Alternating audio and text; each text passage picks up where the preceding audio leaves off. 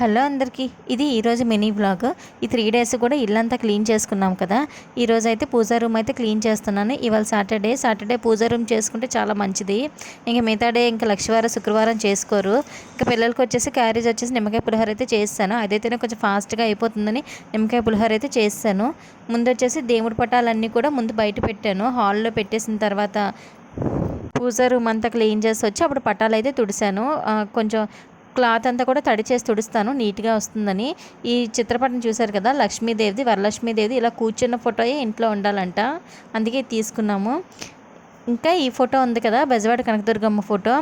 ఇది ఒక్కొక్కరు వచ్చినప్పుడు అంటున్నారు ఇంట్లో ఉండకూడదని అంటున్నారు. అది ఉండొచ్చా లేదా అనేది మీరు నాకు కామెంట్ చేయండి. మా పూజా రూమ్ అంతా కూడా చెక్క కాదు, ఇలా టైల్సే. అందుకు ఎప్పుడైనా సరే షాంపూతో క్లీన్ చేసుకుంటే బాగా వైట్గా వచ్చేస్తాయి.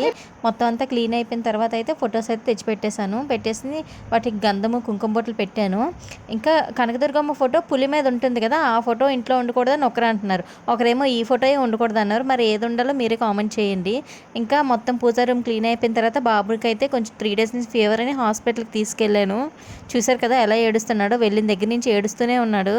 బాబుకి ఫీవర్, ఇంకా నోట్లోని ఏవో చిన్న చిన్న పొక్కుల్లా వచ్చాయి. డాక్టరు ఏవి చూపించరా పొక్కులు అంటే చూపించలేదు. అందుకే సరే అయితే వెళ్ళి నువ్వు టెస్టులు చేసుకొని చెప్పి టెస్టులు రాస్తారు. రిపోర్ట్స్ 3 o'clockకి వస్తాయి. ఇంకా ఇంటికి వచ్చిన తర్వాత యాజ్ యూజువల్గా వంట చేసుకొని అన్నీ తినేసరికి అయితే 2 అయితే అయిపోయింది. Bye bye.